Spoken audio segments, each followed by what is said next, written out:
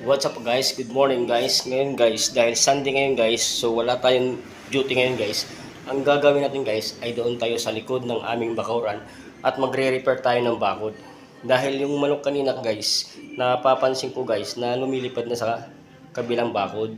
At saka guys, ngayon ay magre-repair tayo. Tara, samahan nyo ko guys. Samahan nyo ko guys. Mag-ayos doon sa likod ng aming bakod. Tara. So tara guys. So magwa-washing sana kami ngayon guys, maglalabas sana. Kaso nga lang, walang ilaw guys. What? Walang kuryente guys. So mamaya pa mga alas 3. So, tara, let's go. Yan.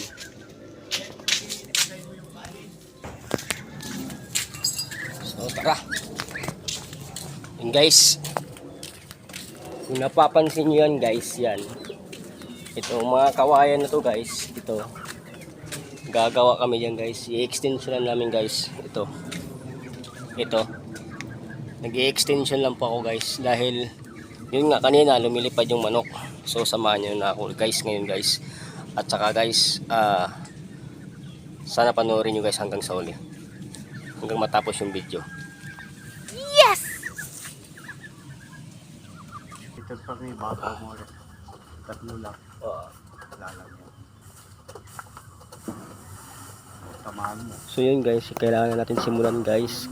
Kailangan lang tatanggalin na yung mga dahon guys ng kawayan guys kasi para mas malinis tingnan nyo guys sa paglalagay po ng bakod po. So ayan, dalawa pa lang po ang putol ko. Saka mamaya dadagdagan ko lang magputol kasi kailangan po 3. Nandyan si engineer. So kailangan ko ano sinasabi ng engineer susundin natin guys. Kasi siya po ang nakakaalam guys sa plano. So ayan, yan po yung kailangan daw putulin. Sabi ni engineer. Ayan, pinuputol na natin yung kawayan guys kasi malaking tulong, nakakatulong talaga guys kapag may roong ka rin tanim sa likod ng bakuran nyo. Kasi yan yung pwede nyo gamitin sa pagbabakod. Ang tagal maputol yung ano guys, marupok yata, marupol, pinapalawan yung sundang natin. Ayan, natapos din, kailangan natin hatakin. Pero yan guys, sobrang haba po yan guys, kasing haba po ng pasensya nyo po guys sa pagpapanood ng ating vlog. Yan guys, sobrang haba yan talaga guys, totoo yan guys, kailangan guys putulin talaga yan guys. Siguro na sa mga ano yan guys, 18 feet, 20 feet mga ganun guys, kahaba yung kawayan na yan guys. Kailangan talaga hatakin mo yan pa ano kasi maaaring hindi makuha kapag hindi mo hinata. So ayan, sabi ni engineer kailangan sa pinaka gilid niya putulin para di mabiak. Yun guys, habang si engineer ay nakaupo, nagpaplano kung anong dapat gawin habang pinuputol ko pa yung mga dahon dyan guys. So hindi basta-basta magputol din guys kasi napaka ano guys, makatipo yung ano yan guys, dahon ng kawayan na yan guys. So unti-unti lang guys, dandahan lang sa pagputol para safety din tayo at hindi tayo masugatan. Safety first guys, ganun talaga guys kapag gumagawa tayo para maiwas din tayo sa mga posible na magkaroon tayo ng mga sugat, mga ganun. So iwas talaga guys.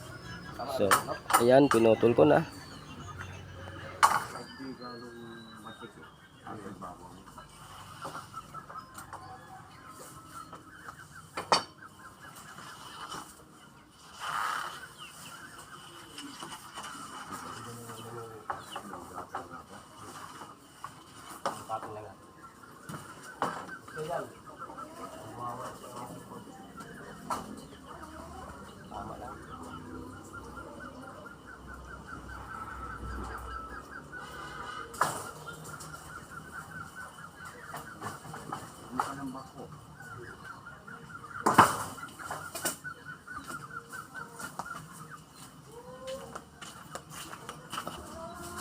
So ayan guys, dahil itatali na natin, kailangan natin gumamit ng upuan guys dahil sa sobrang tangkad natin.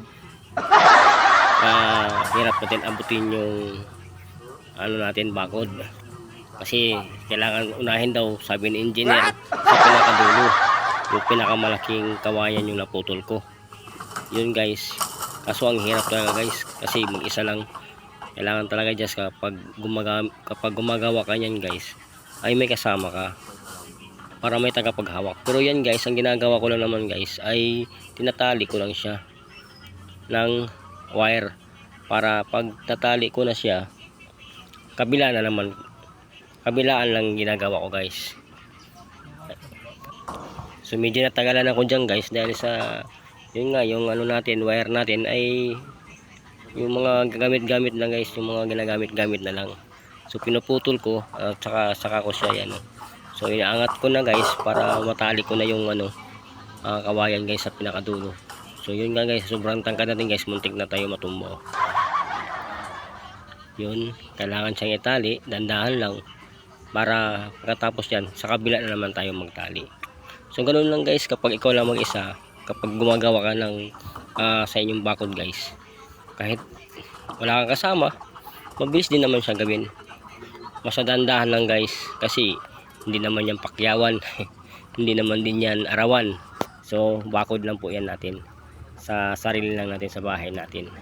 Kasi yun nga, kailangan din sa simple mga bagay matuto tayo, at saka marunong tayo gumawa sa mga simple pagkukumpuni lang guys.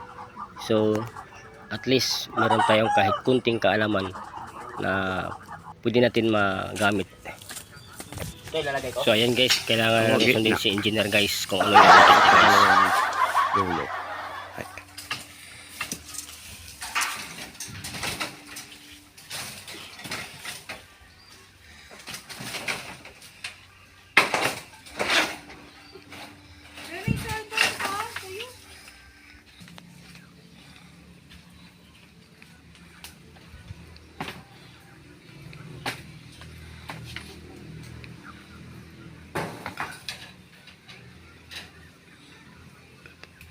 Maiksi yata. Unahin mo na dito.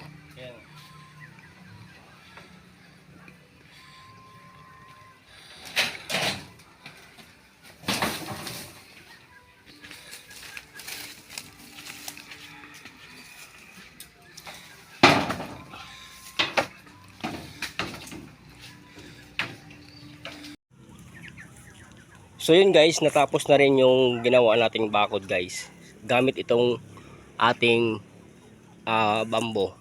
So malaking tulong talaga ito guys, kaysa bibili ka pa doon guys ng mga bambo. So ito,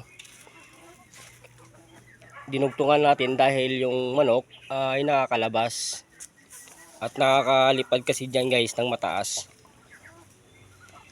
So guys, thank you for watching. Please like, comment, at sa mga hindi pa nag-follow, paki-follow na lang din po. Thank you for watching po. God bless.